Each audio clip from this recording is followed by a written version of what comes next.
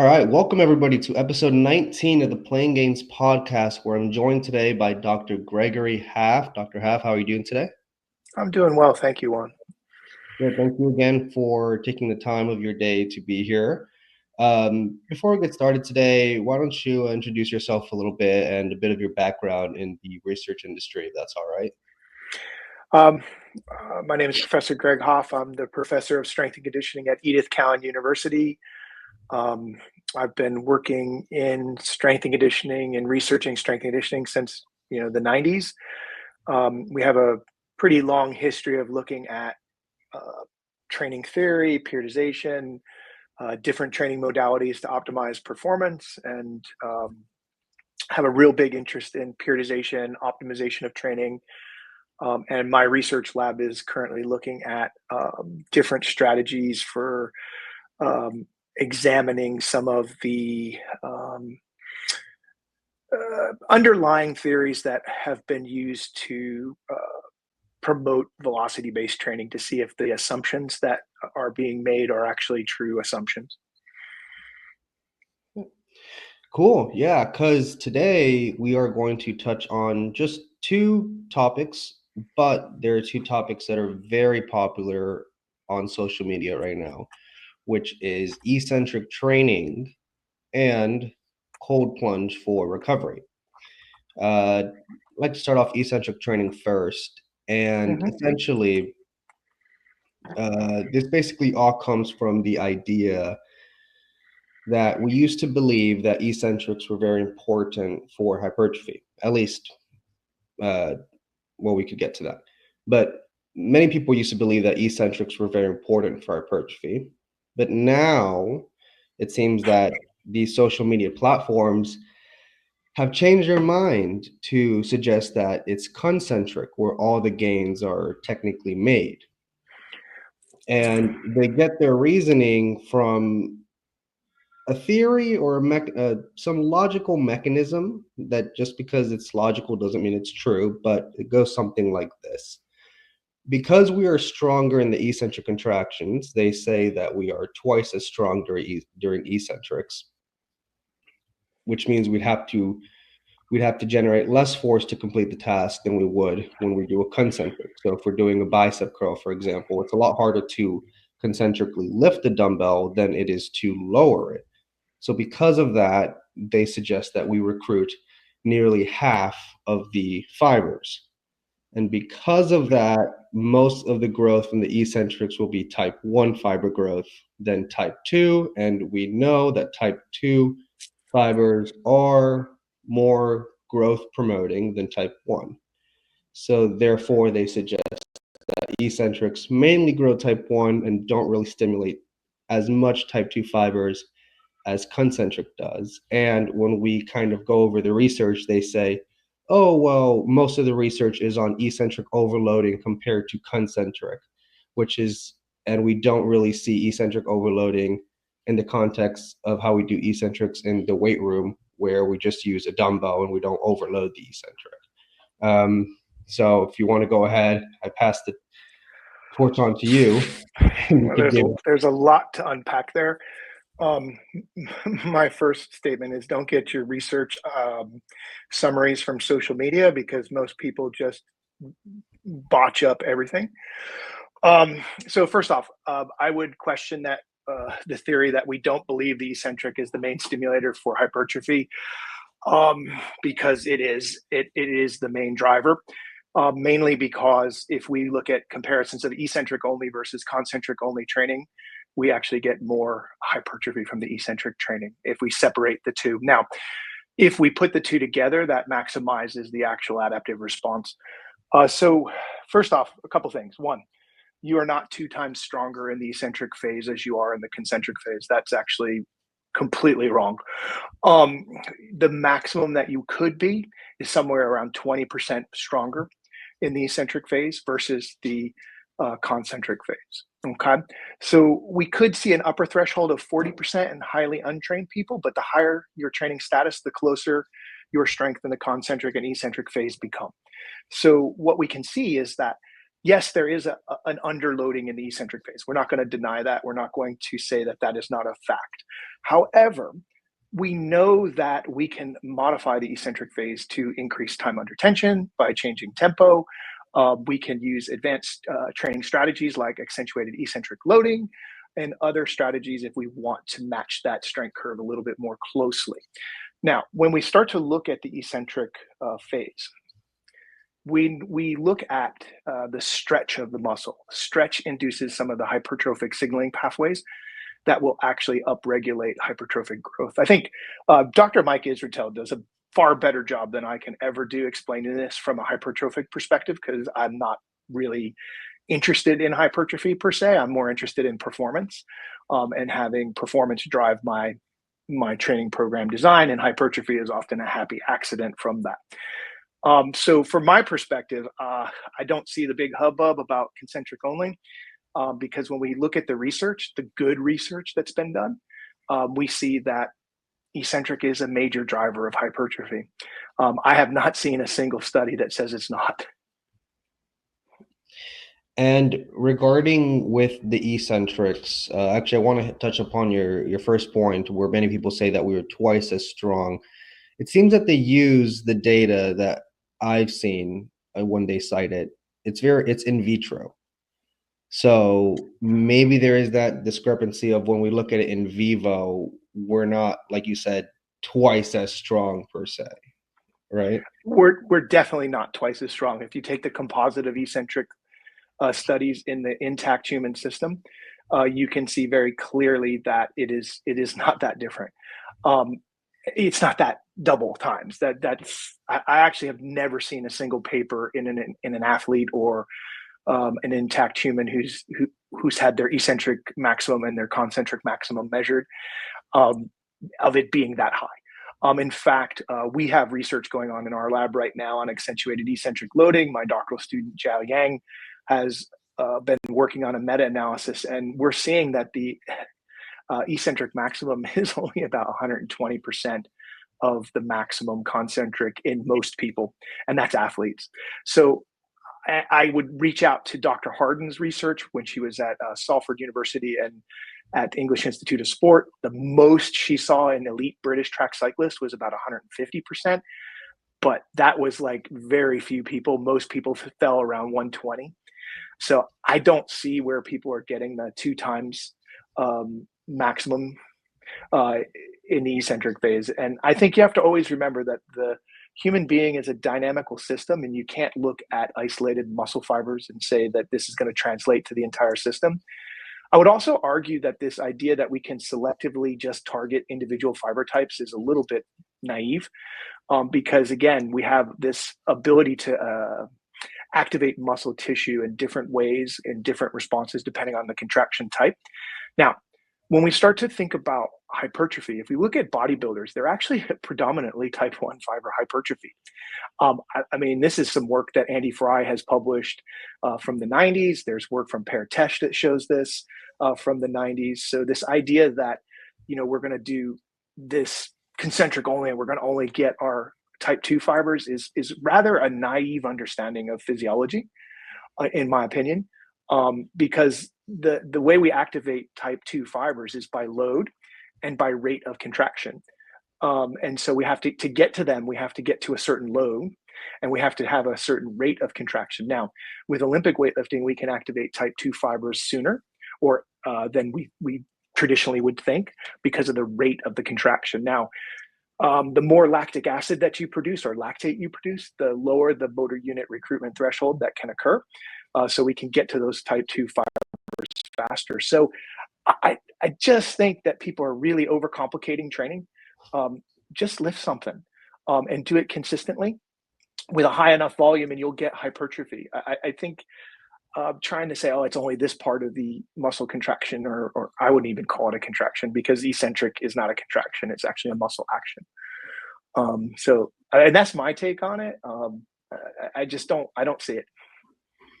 Yeah, and this led many people to start dead stopping, which, for those of you who don't know, it's a technique that was used hundreds of years ago, probably, where they just completely drop the weight to skip the eccentric and then just do the concentric, because apparently all the growth is from the concentric. And I mean, it's something that many people have been doing, but in my opinion, I feel like you said, you're probably eliminating a lot of the benefits from the eccentric. And you said that most of the benefit will come from a combination of the concentric and the eccentric. Yeah. No.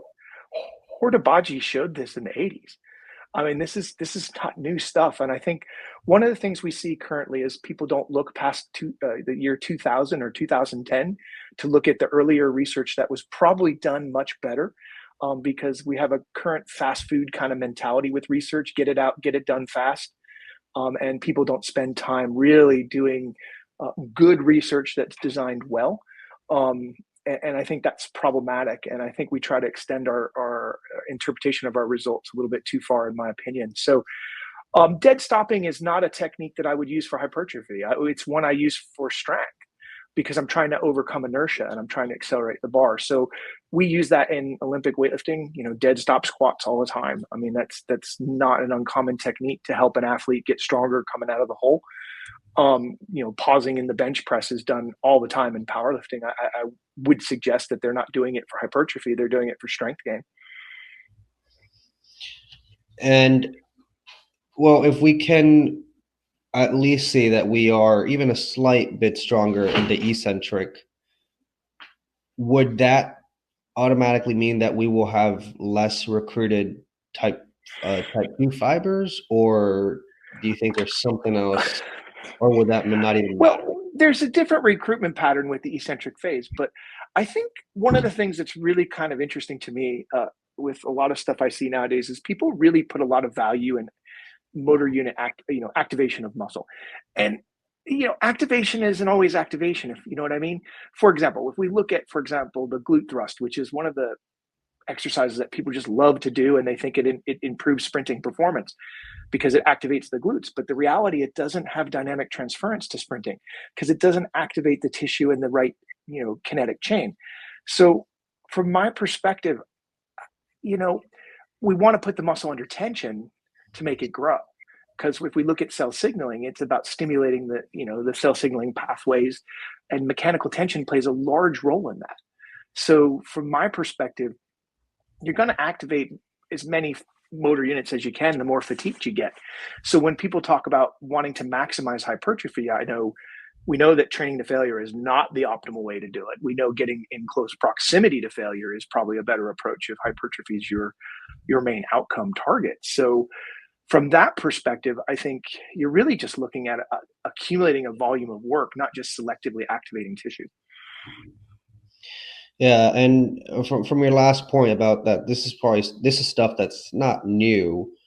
Many people look at a date on a study, 1990s, and they're like, "Oh, that's too old." Do you think the date of a paper matters as much, or a paper from the 1990s could probably be more valuable than a paper from 2025? So I'm going to play a thought game with you. So I'm sure you've heard of autoregulation, right? Mm-hmm. Hot topic right now, right? Do you think it's a modern topic? I think it's more of a trend, maybe. Okay, so a trend, maybe a modern trend. So in 1916, Kotov, in his seminal book Olympic Sport, talked about autoregulation of the training stimulus and how to use it with advanced athletes and not novice athletes. So that's over 100 years ago. They were talking about the autoregulation of the training stimulus. I would argue that one of the biggest mistakes young sports science students make and young sports coaches make is limiting the depth of their research exploration. For example, we know for EMOMs are quite popular right now. It's a thing. In the 1950s, EMOMs were used by USA Weightlifting with their weightlifting athletes at York Barbell. And it was a technique that was quite prevalent. Another trend that is quite popular right now is isometrics. Everywhere you go, isometric this, isometric that. Pat O'Shea did seminal research in the 80s on functional isometrics, which are dynamic movements into an isometric hold. Bob Hoffman wrote a book in the 1950s about using isometrics for training athletes. These are not new topics. A lot of times when we are limiting ourselves in our exploration into the older literature, we limit our ability to understand what's come before us. And we tend to recreate the wheel, and often we recreate it in a bad way. So I don't think you should ever limit yourself in the research that you look at. And I might argue that some of the research was better in the 1980s when some of the seminal work was done on strength and conditioning, because it wasn't easy to just spit out random numbers. With the technology nowadays, you can slap some sort of sensor on anything. You could just basically throw a study together. Some of the work by Per Tesch, Keo Hakkinen, Dietmar Schmidt-Bleicher from the 80s, no one has done work as good as them, and that work has pretty much stood the test of time. And then we throw on top of that Professor Mike Stone and Bill Kramer's work, and we have a long lineage of great work that's been done. So I think you have to contextualize modern research in relation to the historic research as you dive into these things. Some of the questions that we're talking about, eccentric versus concentric, this seems to come back every so many decades, and it always ends up in the same place. Yeah, I see that we kind of make a full circle, and not just with this topic. With I think last time it was lengthened training, and then this becomes a trend, and then I don't know, and like next year something else would be a trend, and we're probably going to go back to eccentrics a couple of years after that, and it's become this sort of, when I look at science-based stuff, I see most of it is like 90% marketing. Just like look at I this think program. to be honest, I think the problem is people are using social media to get their information, because someone needs to brand something and they need to sell something in order to make money. So they need to come up with something new and revolutionary every so often. What works has worked for over 100 years. It still works today. And I think sometimes that's not going to sell well because it's not flash and it's not really something that people think is, if it's complex, it must be good. One thing that you learn as you get older, the Dunning-Kruger effect is a true thing. And we tend to, overthink things at certain times in our career. And I think as you get older, you start to simplify your training and you get back to core bedrock principles, and that will get you where you want to be. I think people are really on social media overthinking training in a big way. Well, most of them are now 16, 17-year-olds just turning 20. I remember when I was 16, I was in that. I was a victim of the Dunning-Kruger effect. I looking at I would very much overcomplicate. Should I change my rep range? How much sets did I do? Too much volume. And now when I look at my training, it kind of just looks very similar to something Mike Menser used to do, honestly. And most of the decisions that I make are mainly preference. What's your rep range? Whatever I feel like. It's like, what about the fatigue? What about the damage? I'm like, I don't think that makes a big difference, especially for a beginner or someone who isn't so advanced. I don't think they have to worry about such things. They're not Olympian level competitors. I would argue that you need to have structure to your training program. Random training equals random effects. So going by how you feel is often, in my opinion, is actually a poor way to guide your training. Because in the sense of like not overthinking it, we're to a point where it's like, I can't, if I go over 8 reps, then I start experiencing way too much fatigue. If I get 15 reps, my fatigue is fatigue is a huge thing right now too, by the way.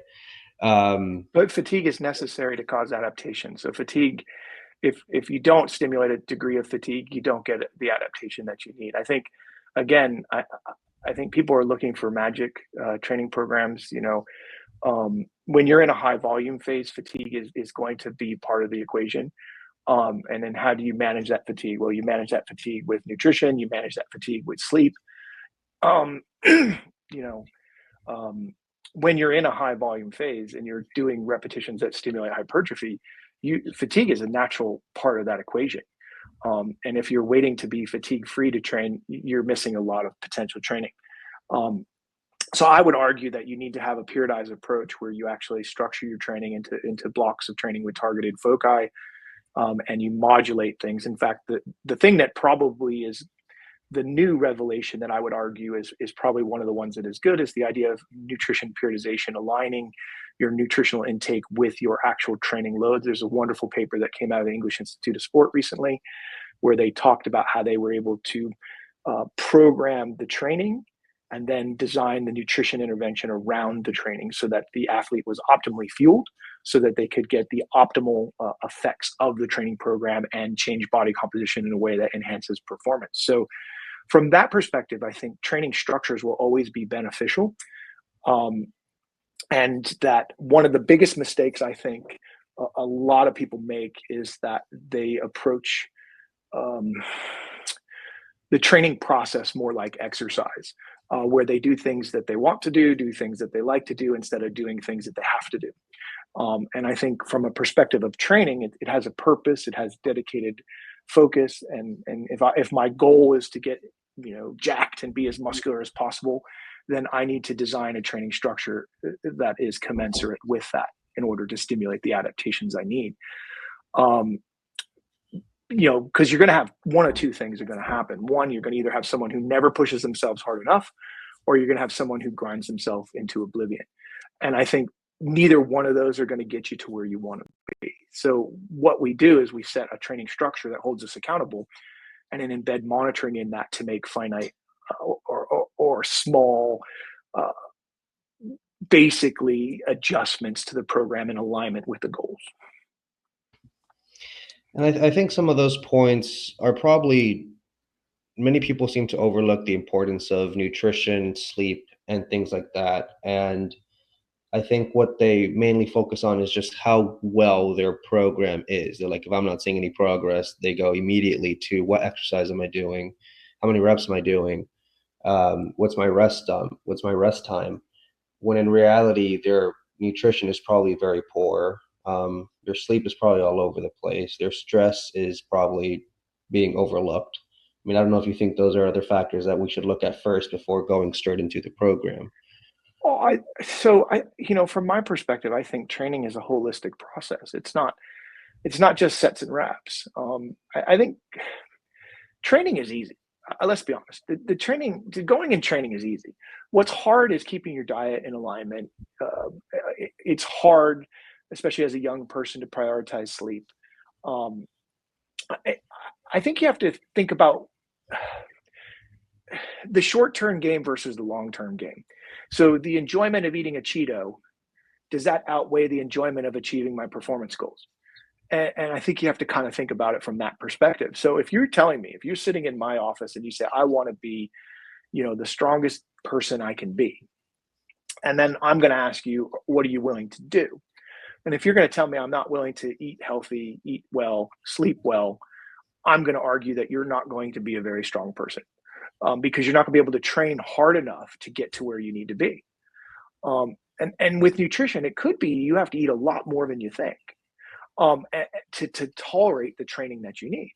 When I was a grad student with Professor Stone, we trained, 6 hours a day, 3 hours in the morning and 3 hours in the afternoon, 4 days a week, for the goals that we had as athletes.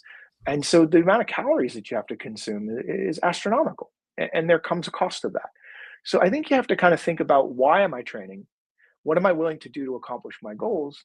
And if I'm not willing to clean up my diet, step away from alcohol, I'm probably not going to get the physique changes that I want to get. And all the magic training programs in the world are not going to erase a bad diet. Nutrition is the bedrock. If it's not good, you're not going to maximize adaptation. And I think what many people tend to do is they tend to rely on study per study, where every single time a new study comes out, they kind of try to alter their training based on that. They change a couple things, especially with meta-analyses. When they see that, they think the meta-analysis is the end-all be-all. And I'm going to circle back to the eccentric topic a little bit here. For example, okay, in the meta-analysis, they found, I think it was one with Brad Schoenfeld, well, not too much difference between an eccentric and concentric. And they're like, well, because it's a meta-analysis, that's all the data we have so far. Therefore, it's much more valuable than just a single study. And so meta-analyses, when they're done well, are very good. but the vast majority of meta-analyses are not done well because, as Professor Stone says and Professor Kramer says, garbage in equals garbage out. So if I put enough constraints on my actual interpretation of the data, I can steer a meta-analysis in almost any direction. So sometimes people come at these things with their own preconceived confirmational bias. So when we start to look at a lot of what people look at, especially in the social media sphere, they look at open access journals.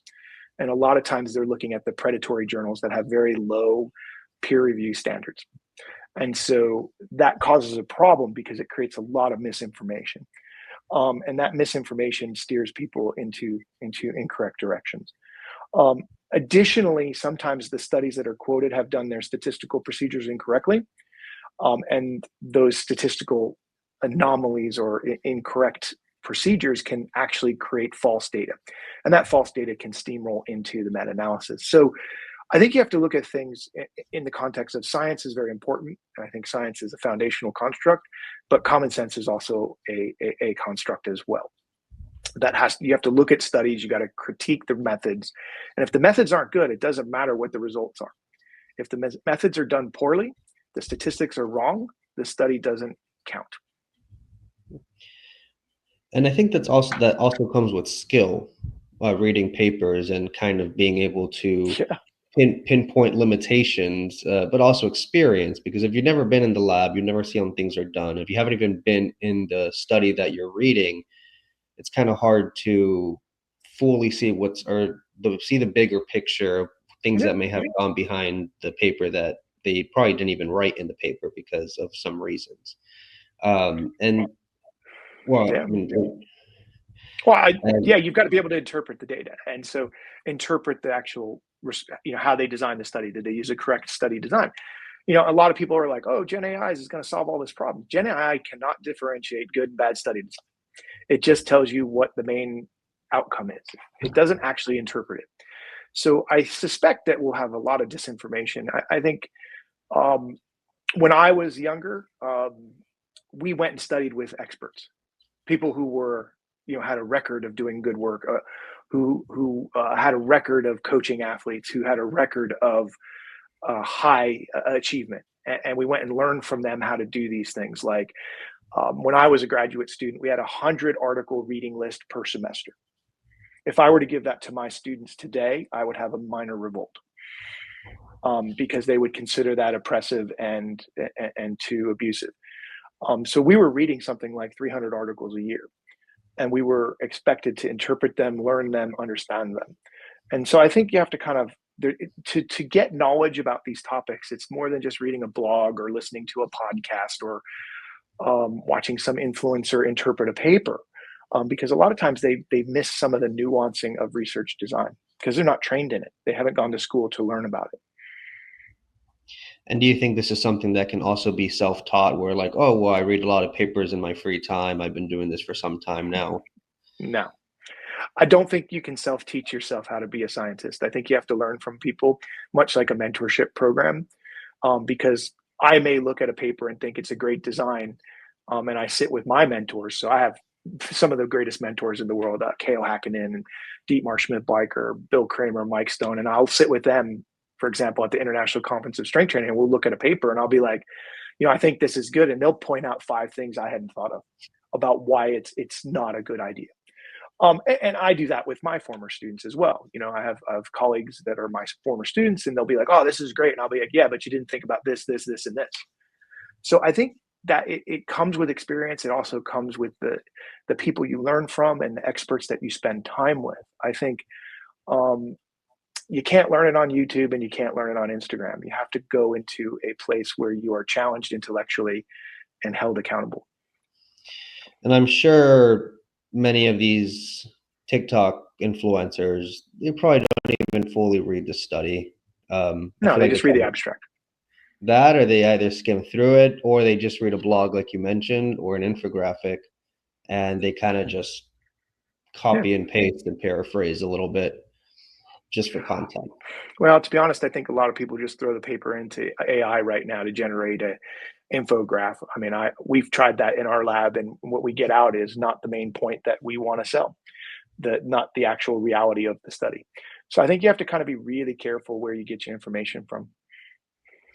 I've tried the AI thing, and I don't think it's at a level where I can trust it. Uh, maybe Never you trust can, AI. maybe you can. I think where I find a little benefit in it is that if you don't understand a sentence, you can try asking it to probably reword it in a way that is easier to understand. But other than that, I don't see much use for it of copy and pasting an abstract of the study saying, "Hey, um, explain the study for me and limitations and stuff." I don't think it's going to get you very far, at least in my experience. Well, there is a couple AIs that have been made. There's one out of England that Joe Clubb actually talks about. That's for sports science. That's been designed by sports scientists. It seems to be a little bit better, but with AI and all generative AI, it hallucinates, and it's basically predictive algorithms. And so the issue that you run into is it's predicting what it expects you to see. So, for example, if I were to go into ChatGPT and or even let's go Gemini and ask it to do deep research, um, and I ask it to tell me about velocity-based training, you would think that velocity-based training is the answer to every problem that you have in strength and conditioning, and it'll throw references down, and you'll look at it and go, yeah, but this is actually a misinterpretation of the data. So I think that's the issue that you have to realize is that in our emerging world of generative AI, we have to have the knowledge even more so because we have to be able to look at the data and go, yeah, that doesn't make sense, and then look at the paper. And often AI makes up the reference. I always give my good friend Paul Comfort a hard time because he's the most AI generated reference, even though he hasn't written the paper. Um, and you look at it, and it's like, no, that's not even what that paper said. And so I think you have to be really careful, and I think people aren't because they're looking for some, magic quick solution. And training is there's no magic quick solution. It's just hard work done consistently. Well, leading back to interpreting a little bit of the research with methods and stuff like that, Hmm. I kind of want to finish off the talk with eccentrics. When we look at the methods for a lot of the studies, I think, or maybe would you agree that a lot of it is kind of difficult, or when you look at the papers, they don't really compare like a good eccentric versus a concentric. It's like some sort of mix, like eccentric concentric thing versus an Hmm. eccentric, or an eccentric overload versus a concentric, and there could be some discrepancies in intensity between those two. So I think that's where people get a little confused, where they're like, "Oh, well, we don't really have good research on eccentric versus concentric." I would argue that there's a very big amount of eccentric research that's done quite well. The issue that you have is that um, when we look at training, we have to think about ecological validity. Okay. So no one trains eccentric only and concentric only. You can't unless you have a specialized machine to do it. So you're always going to have some combination of contraction of muscle actions. So there's some early research from the 80s where they did some eccentric only, truly eccentric only, and concentric only. And that's some of the seminal work. Now, the vast majority, I work with Professor Ken Misaka here at Edith Cowan University, and I get into good discourse with him all the time about how the fact that he doesn't actually measure eccentric training. He measures the combination of eccentric and concentric versus eccentric only. So you're convoluting the data just a little bit. So the issue that I would argue is that there's some good work being done recently with accentuated eccentric loading where we're trying to match the strength curve because we're not going to argue that you can't make more force eccentrically than you can concentrically. It's just not the magnitude that some people on social media might believe it is. But this isn't new stuff either because the Russians were talking about accentuated eccentric in the 70s. There's some wonderful work out of the Scandinavian countries where they looked at, using weight releasers and machines to create accentuated eccentric overloading to match the strength curve. And there is benefit from that, but we can still get great benefit from doing things in, a traditional way with a barbell. And we can overload eccentrics with things like depth jumps. We can use it, we can do all kinds of different strategies to overload different portions of the force, the strength curve. So I think one of the things you have to realize is that um, It is very difficult to do high quality research in athletes. The vast majority of research is done in untrained people, specifically college students, and they're usually typically only 12 weeks in duration because that's the length of a semester. And that creates an interpretation problem because what an elite athlete needs or does is very different than the general population person who's working out 3 days a week. And that really creates a conundrum when we start to try to interpret research. So yes, there probably is some gaps in the literature, but I do think we have some good foundational knowledge that the eccentric phase is important. And I think that is something that I would not recommend removing completely if you are trying to maximize gains in strength or hypertrophy. Do you know or maybe theorize any mechanism for why the eccentric may be important? Time under tension, cell signaling. Remember, stretch on the muscle is important for growth. There's a multitude of ways that you can actually link it to mechanical strength. And regarding time under tension, do you think there's some misunderstanding with that? Because I know a lot of people now are saying time under tension is a useless metric for growth, or it doesn't really matter. Well, I don't know anybody in the scientific community that's saying that. I'm not saying. Think about it this way: if I lift heavier, I have a longer time under tension. If you lift heavier? Yes, because I have to slow the barbell down, and I have more tension. But there is an extent. For example, if you look at like a marathon runner, they bring up this. This example. It's like they have a lot of time, but not a lot of tension, or something like that. Yeah, that's a false narrative because you're not going to create massive amounts of hypertrophy with a catabolic activity like marathon running. So that is really a poor interpretation of the literature, in my opinion. So, and really a really poor analogy for explaining time under tension. So, if we look at the work, right, there's a couple ways to increase muscle growth. One of the things they talk about in the hypertrophic research is the number of sets per muscle group, which is actually a really horrible way to measure volume because 10 sets of 3 would be the same as 10 sets of 10, but the amount of time under tension for 10 sets of 10 is incrementally higher than 10 sets of 3. And so it's about the total volume load of work that is going to be one of the main drivers for hypertrophy, in my opinion. And there's some wonderful work out of Germany that's looked at this, that's in German only. And you can look at this idea that you can increase time under tension in several ways. One, you can do more repetitions, but then there's a cost because load goes down. You can add load and keep repetitions the same. Time under tension increases because the concentric phase becomes slower. Obviously, you got to offset gravity as the barbell is going to the floor, let's say in a squat.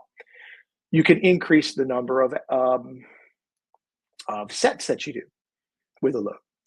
You can increase the number of exercises that you do, increasing the total volume that way. So there's a multitude of ways to increase the amount of work that the tissue is exposed to. Now, the trick is finding recovery from that load. So you can beat someone into oblivion and they're not going to adapt real well if they don't have the right nutrition, the right recovery. Andy Fry wrote a seminal paper back in the 1990s, early 2000s, where he talked about the nexus of intensity and volume for stimulating hypertrophy. If we look at some of the modern work, we can create hypertrophy with, 30% of 1RM to failure, or we could create it with, sets of 8 to 12. Which is probably the most efficient way to create hypertrophy, mainly because it's just time efficient. Not that nothing else magical about it. So there's a multitude of ways to stimulate the tissue to create growth. It depends on what your outcome is. If you're just trying to get hypertrophy, you could do 30% of 1RM to failure and do 30 reps if you want. But if you've ever done it, it's painful and it's really not that productive at getting strong. So what I would argue is that it's this nexus. So for example, when I was an athlete, one of the ways that really stimulated growth for me was 5 sets of 5 with very heavy loads. Well, what do you have going on there? You've got high volume and you've got high intensity, which means you have a high volume load, which creates a stimulus for growth. So from that perspective, you're increasing time under tension because you are doing more work. And now, the alternative way to increase time under tension is to go slow or intentionally slow during phases of the lift. But the problem with that is that then you lose the load stimulus, because the slower you go, if you go really slow, let's say a 5-second descension, you decrease the amount of load you can lift. So it's this finding this balance between load, volume, and intensity that is going to be your main stimulator. I just brought up the mechanism thing just because many people kind of have this argue of like what matters more, mechanisms or outcome data.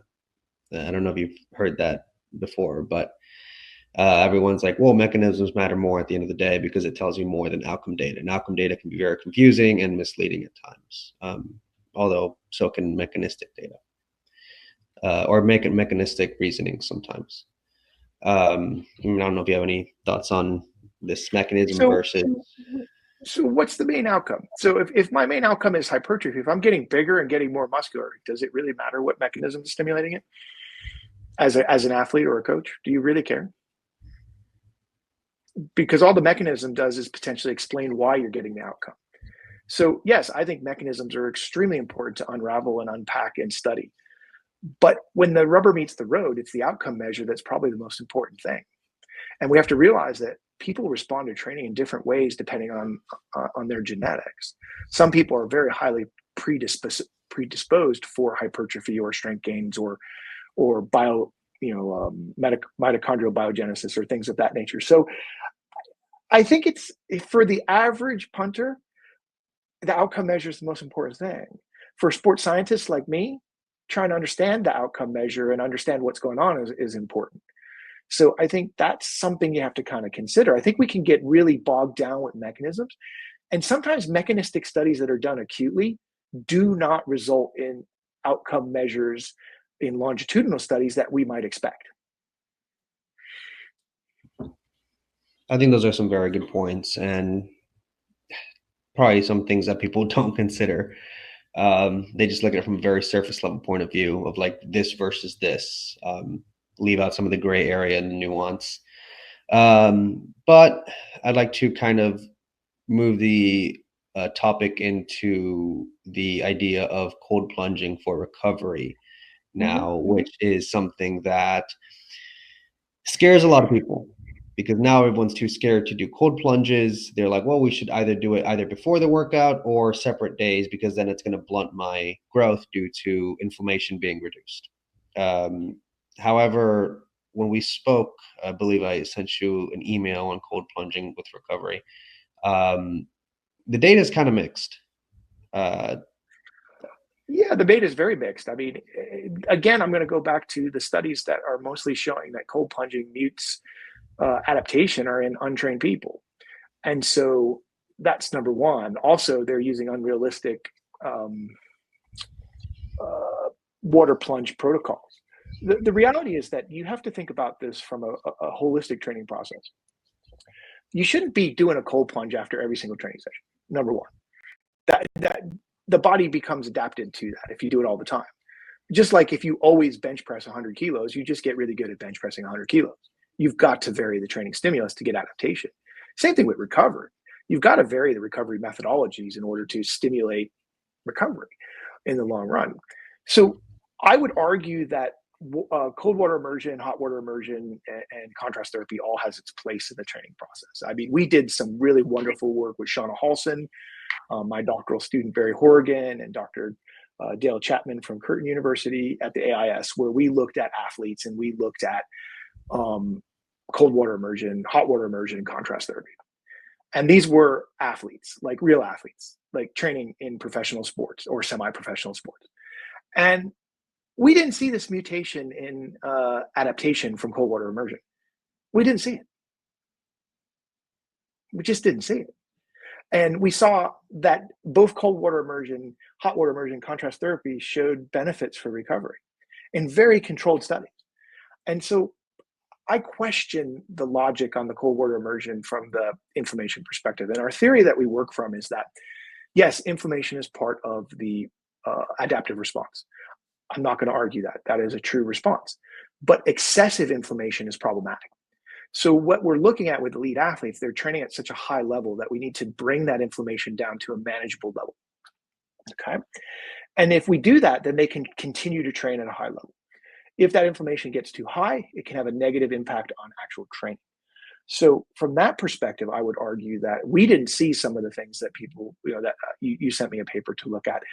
And I looked at it, and it was completely opposite of everything we found in our study. And I tend to believe research that I've been a part of more than research that I read. One, because I know what was done, and I know how it was done, and I know the controls that were in place. Now, one of the arguments that people make is on inflammation. So if we think about this, how can we knock down inflammation? We could use ibuprofen, right? We could use NSAIDs. And we would argue that potentially using NSAIDs or acetaminophen can reduce adaptation. I think people believe that. Would you agree?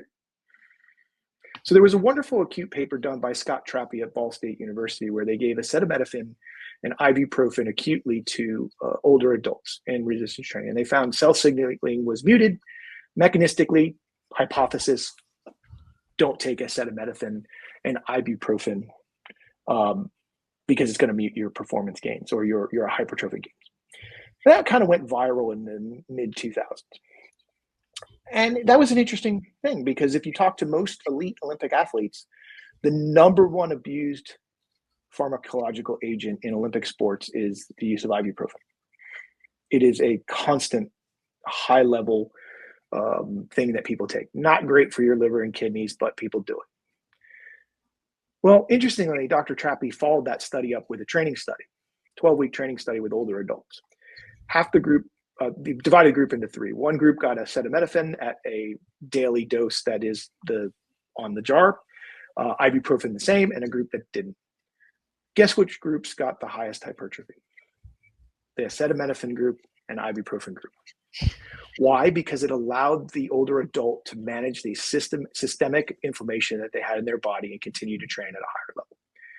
So this idea that we've got to let inflammation go wild in order to get adaptation, to me, seems like a false narrative because we can have too much inflammation. So let's go back to our first comment that most of the studies that are looking at this are in untrained people. So untrained people get a high level, they don't get the same amount of inflammation that an athlete who's training, 2-3 hour sessions a day or multiple times a day get, or an older adult who's got systemic inflammation from, being an older adult. And so I think you have to kind of think about it from a more conceptual perspective. Just because we see an acute response with cell signaling doesn't mean we're going to see that in a prolonged way. So that one is a great study, I think, a series of studies by Scott Trappy's lab that really can make us question this narrative that cold water immersion is going to create so much reduction in inflammation that it's going to negatively impact adaptation. Now, there are a couple of studies that have showed repeated cold water immersion mutes some of the hypertrophic gains. But again, I would question the level of the subjects or participants and the volume of training that's being done. So I guess when we're looking at it from a practical standpoint of somebody who has access to a gym and they like cold plunging, so there's really no need to so much be afraid of wanting to go into cold plunge for like 5-10 minutes after, or contrast therapy, some sort of thing. So we looked at that. We looked at that in Barry's work, and Barry looked at perception of recovery. And what we found is that your perception of recovery often mitigated which strategy worked best for you, be it hot water immersion, cold water immersion, or contrast therapy. Because remember, what we're looking at with water immersion is hydrostatic pressure actually is probably one of the main drivers of recovery. So from that perspective, your perception, you like cold water immersion. I'm going to tell you you can do it, but I'm not going to let you do it all the time. So you do it when you have the highest intensity or highest volume workouts, when you need extra recovery. Now, we could be conservative, and Shauna Halston talks about this a lot. So in a general preparation phase where adaptation is our main driving target, okay, we might not use cold water immersion or hot water immersion or as much. We might use it on key weeks that we have excessive training, and we would save the cold water immersion for rapid return recovery, such as in season. So again, what I would argue is that we need to periodize our recovery interventions. So for example, in a general preparation phase where adaptation is my main goal, I might use Normatec and peristaltic pressure to recover, which we've shown it works quite well for recovery. In season, I might use more aggressive strategies in order to get rapid recovery because adaptation isn't my main goal. Performance is my main goal. So again, it's a more nuanced approach than this or that. It's when, how, what condition. And so regarding between heat, I know I've seen some data showing that heat therapy is actually actually helps with muscle growth or something like that. And I know some people prefer it over cold water immersion, whether it's from better recovery or probably better signaling after. And you can see many people in the sauna, like a gym, going after the workout, especially The entering sauna is the a good sauna. recovery tool, but only the Finnish sauna. The Finnish sauna is a drier sauna that actually works a lot better for recovery. Sadly, hot water immersion actually is pro-inflammatory. So if we're trying to manage inflammation so that we can continue to train at a high level, it's probably not the best strategy. In our studies, we saw greater inflammatory responses from hot water immersion. Now, with endurance sports, we can see an increase in red blood cells, hemoglobin, etc., from sauna treatments. There's been some wonderful work out of Finland on that. So I would say that hot has its place. But if we're trying to manage inflammation so we can train at a high level, again, we have to think about what is our strategies. Obviously, first is nutrition. Get the simple sugars out of your diet because they're pro-inflammatory as well. And then work from that framework of what are these targeted strategies and when do we use them, not just completely throw them away. And yeah, I think when people think of inflammation, they're like, oh, reduction in inflammation is automatically bad. But like you mentioned, sometimes reduced inflammation can help actually improve with recovery because we could have too much inflammation where that could start being more of a bad factor. No, I don't know if there is any research on this, but I know a lot of the research in cold water immersion is in males, is it? I've heard some I people think, talk about. so to be honest, I would argue that the vast majority of research in sports science is done in males, and it's a big problem in the industry. We need more studies in females. Now, that being said, I truly believe that physiological systems are very similar between men and women, with the exception of reproductive function. And we can extrapolate data from men, but I'm not going to say that we shouldn't do research in women. I think I would love to see more research done in females on a lot of these constructs. But there is research that's been done on women. There has been some studies that have done on recovery, including women, and it's not enough by any means, but I don't think it's enough to say that women are these different physiological animals that we can't use the strategies for men until we develop that actual research. I asked because I know with women, for example, I've spoke with some people and they suggest that well, a cold plunge women, depending on the time of the month, can actually be more harmful than good due to some physiological factors. I know of no research to support that hypothesis. And so I was asking if there is any research on women with cold plunging and recovery and health, and I haven't been able to find any. There is none, and that's just an extrapolation. To be honest, in talking to researchers who are experts in the female menstrual cycle and their hormonal and other changes with the different phases of the menstrual cycle, this idea that we need specialized training programs around the menstrual cycle is a bunch of hogwash. It is a bunch of bunk, and there is no evidence to support designing your programs around the menstrual cycle. So I would argue that if there's no evidence for the training system to be designed around the menstrual cycle, I really highly doubt your recovery intervention should be designed around your menstrual cycle. Now, that being said, obviously we need to look at female athletes and females in sport and physiology in a lot more detail and a lot more emphasis. It is a difficult line of research to do, mainly because to do it well, all the women have to be tested at the same time of their menstrual cycle, which is very, very, very difficult to do, and will lose ecological validity when you start to work with athletes if they don't live together and aren't synced. Well, I mean, it would help advance some of our understandings, but it's not always easy to A lot of do. money, to be honest, because you have to test the menstrual cycle. You have to know hormonally where they are in their cycle. You can't guess at it. And that's just a huge limitation. Funding is always a huge limitation in sports science because no one wants to fund sports science. Yeah, unfortunately, I don't know. It'd be nice if we have billionaires just wanting to donate just because. Well, there's the WuSci network that's funding research, that's doing some amazing things with their network. Professor Andy Fry out at Kansas is doing some really cool stuff. So I guess pretty much to wrap this podcast up, just to give off any practical takeaways between the eccentric and cold water and heat contrast therapy.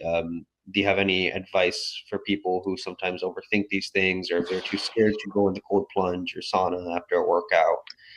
I think my biggest advice would be whatever you read on TikTok, Instagram, social media, read it with extreme caution. Peer-reviewed, organizationally based research is probably better. Better, for example, when the NSCA talks about something, it's been vetted by like 20 scientists, so there's a consensus in their position stances. Certain researchers have reputations for doing really good work, and it's not always the people that are on Instagram and out there trying to sell their research. Now, I would say that with training, keep it simple. Do the bedrock things well, and you'll get what you want. But if you aren't looking holistically at your training, you need to. And when I mean holistically, I think you have to think about nutrition, recovery, and training. They are basically intertwined. You could train great, but if you go out drinking every night, you're not going to get the adaptations you want. Okay. If you think, good eating is McDonald's, Pizza Hut, Kentucky Fried Chicken, you're not going to get the adaptation that you want. So it's about nutrition, it's about recovery, and it's about training. I would also argue sleep is the number one recovery, and too many people do not get enough sleep. So I think if you look at those things and not worrying about, the minutia of your training program, where I would start to use things like accentuated eccentrics is after some time when things are not adapting anymore, because I've got everything in line and I need extra. And I will use accentuated eccentrics with my athletes, and we're doing research on it, and there's benefit to weight releasers and things like that and matching the strength, but you can't do it on everything, and you can only do it on certain exercises. So I think that's the important thing, is to come up, have a plan, make sure it's holistic. Now, recovery interventions, I am going to say kind of conservatively, you could say that if I'm in a period of time where high volume training is my goal and adaptation is what I want, I can limit my cold water immersion protocols to when I most definitely need them. I don't think you should do them every day. I think you do them after in hard training blocks when you need to recover, especially when you're doing multiple sessions in a day, potentially. I would never do cold water immersion before training because it cools the body down when we're going to go the other direction. We want to warm it up before training, not cool it down. And I would suggest that you think about recovery as a program in and of itself, where you actually periodize when you do certain things. You don't do the same thing all the time because the body will adapt to it. The more it's exposed to something, the more it adapts to it. To an extent, of course, right? I would argue that if you cold water plunge every day, eventually you're going to lose the benefits of it. Really? Various hypotheses is that we have benefit from it, but it is part of a periodized training plan. So if you bench press the same weight every day, you get good at bench pressing the same weight every day. We know this in training, right? We've got to put variation in a training program, right? I would argue we've got to withhold recovery interventions from time to time in order to get the benefits of those recovery interventions. Okay. That makes sense. I don't think people have thought of that. I don't even think I've thought of it that way. Where if we cold plunge, I mean, an unreasonable amount, that could probably start to mitigate what we started doing it in the first place. Mhm. But essentially, with cold plunging, like you said, before a workout, maybe not the best idea if you're trying to have a good workout or have some good performance. So maybe on a separate day of training, or even after training, or maybe several hours after you trained, I think if you periodize that properly, you should be fine. Yeah, I mean, the other thing too is you got to think about what's going to improve sleep, right? So different protocols can enhance sleep. So sometimes hot water immersion can enhance sleep. So if you did that before bed, potentially that could enhance your sleep, which enhances your recovery. So it's about those kind of thinkings. It's not just this or that, or this cell signaling mechanism does this, because it could be more than the cell signaling. If I can create a scenario where the athlete is more relaxed and sleeps, a good example would be massage. Massage has very limited recovery benefits other than it makes you relax and then you sleep, from that perspective. Yeah, that makes sense. Well, I know with sleep, some have been saying that it's not that big of a deal for performance, but I think that's just looking at it from the acute sense. I think, like you said, when we look at it from the long term, I think it can start having. Well, yeah, we did a study back in the early 2000s where 24 hours of sleep deprivation does not change weightlifting performance at all, but it does change mood and it changes how you feel. If you're in chronic sleep deprivation, where you're actually losing, significant amounts of sleep over time, you're not going to recover.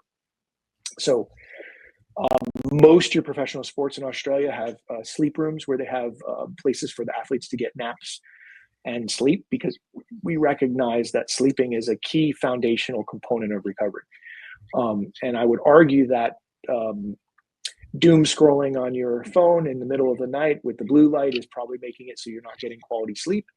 And potentially that will negatively impact your recovery, thus negatively impacts your gains, negatively impacts your ability to achieve your goals.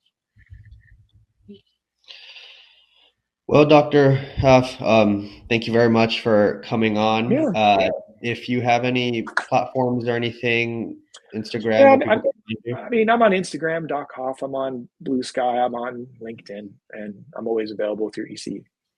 Yeah, I could add the links at the bottom in the description below if people are interested. That's fine.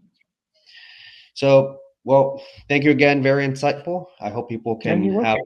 take this, listen to it, and start thinking a little more in detail with what they do and how they interpret research, and probably hear claims that they like to reiterate on social media. Potentially. All All right. right. Nice meeting you on. Cheers. Hey, Dr. F. Thank you guys, and see you guys in the next episode.